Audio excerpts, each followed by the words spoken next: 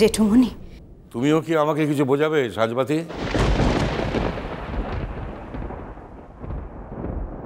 না জেঠুমণি, আমি তোমাকে বা তোমাদের কিছু বোঝাবো না। শুধু একটা কথা একটু মনে করিয়ে দিতে চাই। তোমরা তোমরা এত সহজে ভাইয়াকে অবিশ্বাস করছো।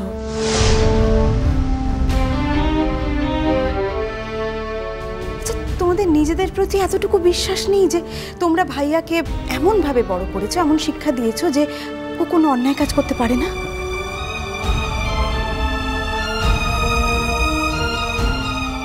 আর একটা কথা বলো তো মা, তোমরা তোমরা নিজেরাও কি দু একবার ভাবোনি যে অর্চির সারাটা জীবন কি করে চলবে? এভাবে একা একা সারা জীবন থাকতে পারে না ও। তার মানে সেই জন্য বাহা? ছি,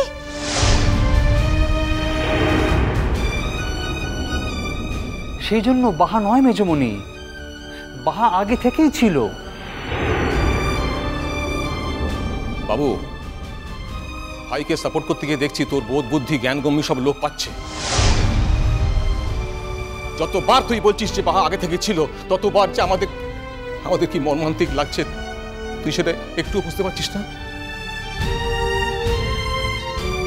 বুঝবে না তো ওরা কিচ্ছু বুঝবে না। এখন তো আমার মনে হচ্ছে আমরাই নিজেদের ছেলে মেয়েদের চিনতেই পারিনি।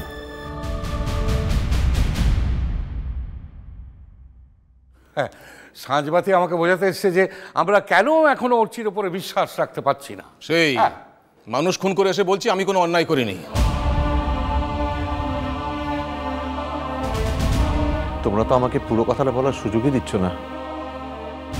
এরপরেও তোমার কিছু বলার আছে অর্চি? এরপরেও তুমি কিছু বলতে চাও? কমলিকার অশেষ দয়া তোমাকে হাজত বাস করায়নি।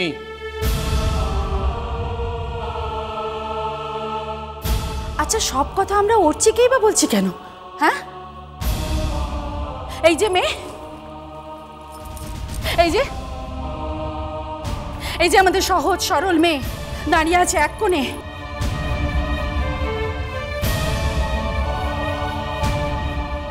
সে এতদিন সবকিছু চেপেছিল কেন? কত নাটক! অর্চি দাদাবাবুকে ভয় পাই, সে একটা বাঘ, আমাকে বাঘের কাছে পাঠাস না।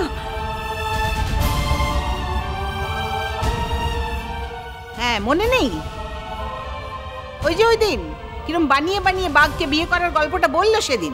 সাংঘাতিক মেয়ে, সাংঘাতিক। এসেই কমলিকাকে তার সংসার থেকে তাড়িয়েছে, বিষ একেবারে। বাবা, ও কমলিকাকে কোথাও তাড়ায়নি।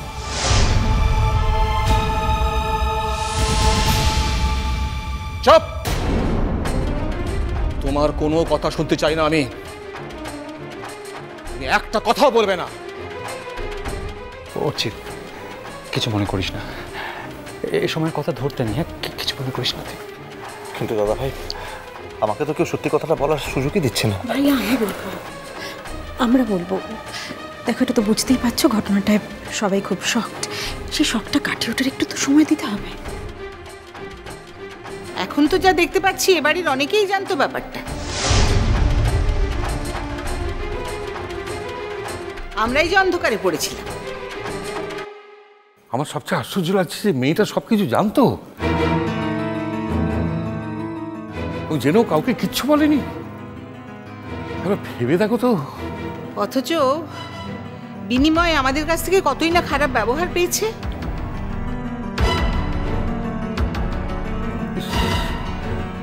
মেয়েটার কাছে আমাদের সকলের ক্ষমা চাওয়া উচিত বলে। 100 বার দাদা, 1000 বার। তা না হলে যে মরেও শান্তি পাবো না। আর এই মেয়েটার কি হবে? এই এত কাণ্ডের পরেও ও নিশ্চয়ই এই বাড়িতে থেকে যাবে না। মেজবনি, ও কোথায় যাবে বলো তো?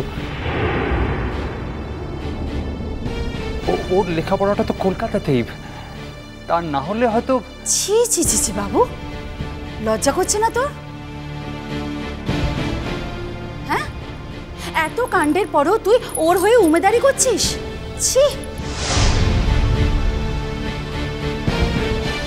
কেন রে, এই মেয়েটা কি ওই আমার ছেলের সাথে সাথে তোদেরকেও গুণ করেছে নাকি?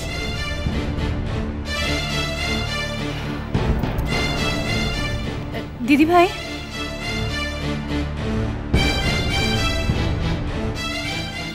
সাড়ে 3টে তো বেজে গেল। তোমরা সব এদিকে, আমি ওই দুটো ভাতে ভাজা পেরেছি ফুটিয়েছি। বলছি দাদা কখন খাবে বলো দেখি? হ্যাঁ, এরপরে তো সবার শরীর খারাপ হয়ে যাবে। চলো যা হোক দুটো মুখে দেবে, চলো সবাই। কি করে খাবো বল দেখিনি ছোট? খাবার গলা দিয়ে নামবে কারো? অন্তত আমাদের তো নামবে না। এই কথা কি ওরা আগে ভেবেছিল? এই নাকি মেয়েটা আমাদের সবাইকে এত ভালোবাসে, এবার তো দেখছি সবাইকে মৃত্যুর দিকে ঠেলে দিচ্ছে। লা রে ছোট মা, লা মোর তেমন মেয়াটা লই রে।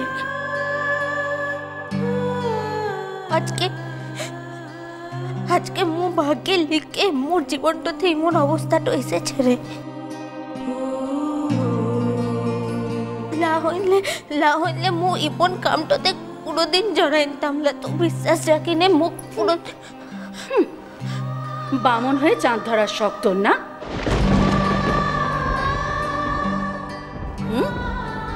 এত সাহস হলো তোর? কাজের মেয়ে হয়ে এসেছিলি, তোকেও আমরা বাড়ির মেয়ে করে রেখেছিলাম।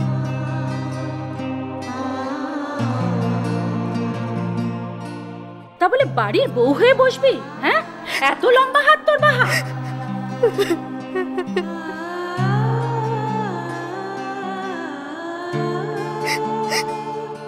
ওকে কাঁদতে বারণ করো। এই জীবনে আর ওর কান্না থেকে আমার কোনো সিম্প্যাথি আসবে না। ভালো করে সেটা বুঝিয়ে বলো তোমরা। না না, বুঝি অনেক হয়েছে, এবার পাত্তারি গুঁড়োতে বলো এখান থেকে। ঠিক আছে, সিটই উঠ কিনে ওইখান থেকে চলে তো যাবো। শোন, অর্চির সাথে তোর বিয়েটা আমরা মানি না। অর্চির তো এখনো ডিভোর্স হয়নি, বুঝেছিস? কাজে তোদের এই বিয়ের গল্পটা ধোপে টিকবে না, উল্টে দুজনেরই হাজত বাসাবে।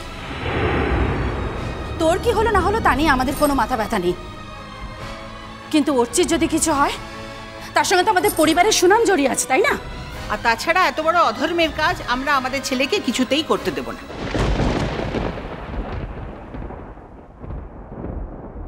আজকে বুঝতে পারছো না জেঠিমণি, কিন্তু একদিন ঠিকই বুঝতে পারবে। আজ পাহাকে তাড়িয়ে দিলে সেটাই হবে তোমাদের জীবনের সবচেয়ে বড় অধর্ম। হোক তাই হোক, এতদিন তো ধর্ম করে কাটালাম, এবার ওকে তোমার বউ বলে মেনে না নিয়ে বাকি জীবনটা অধর্ম করেই কাটাই। জেঠুমণি, জেঠুমণি, তোমাকে একটাই অনুরোধ, শুধু আমাদের কথাটা একটু শোনো। ক্ষমা করো সাঁঝবাতি, তোমাদের আর কোনো কথা শোনার মতো মন, ধৈর্য, ইচ্ছে কোনোটাই নেই আমাদের। তোমরা যখন ওকে মেনে নেবেই না বলে ঠিক করেছো জেঠিমণি, তখন তখন তখন কি তখন কি বলো? তুমি ওকে নিয়ে বেরিয়ে গিয়ে আলাদা বাসা ভাড়া করে থাকবে, তাই তো? না বাবা, পারলে আমি সেই চেষ্টাটুকুই করতাম, তার উপায় আমার নেই।